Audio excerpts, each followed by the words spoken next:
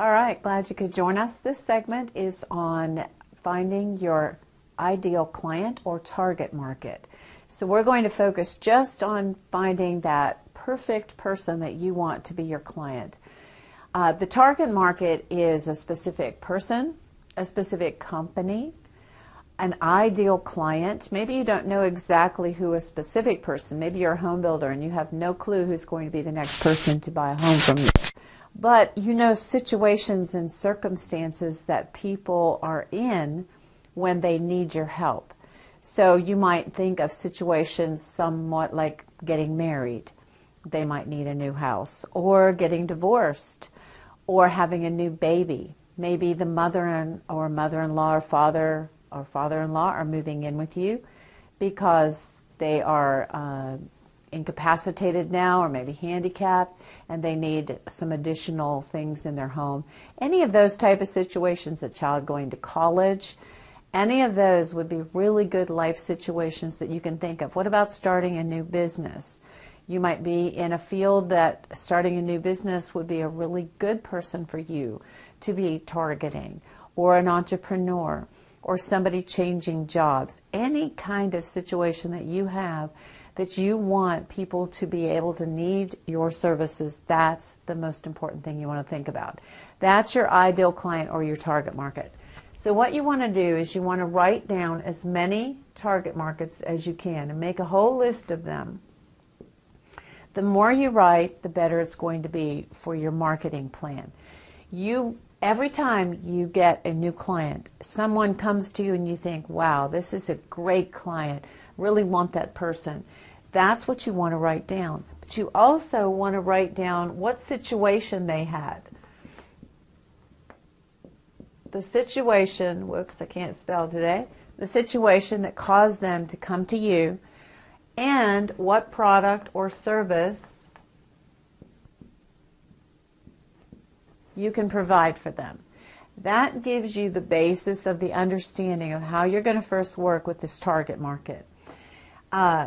It could be a person's name, some ideal HR, or it could be a specific HR person, or it could be the CEO of a company.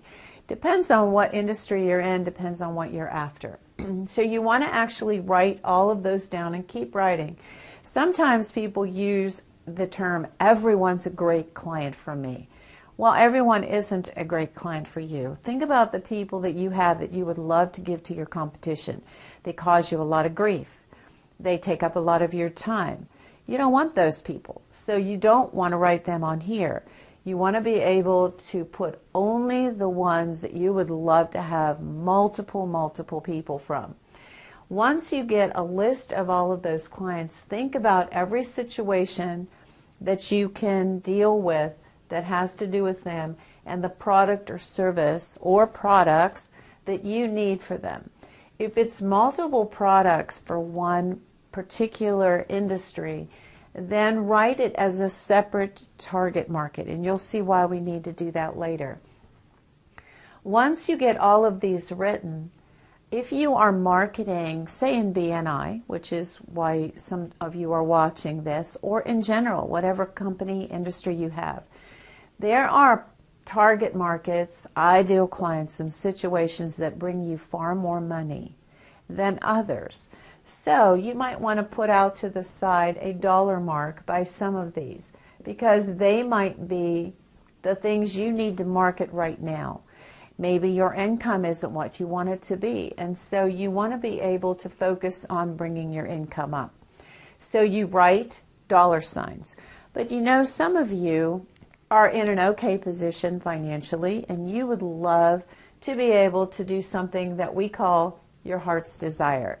If you could do that forever, it wouldn't feel like work. You would love what you were doing, and you would be able to say, this is great because now I can do what I really truly love to do. If that's the case, then you might want to make that, or maybe you have two things that tie together, make those your focus. You always want to add some of these other things because they'll fit in, but you want to use your marketing time to possibly focus on something that's a heart's desire.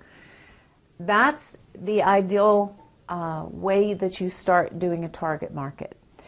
Everybody, remember, is not a client for you. Anybody who, they aren't the words you should use.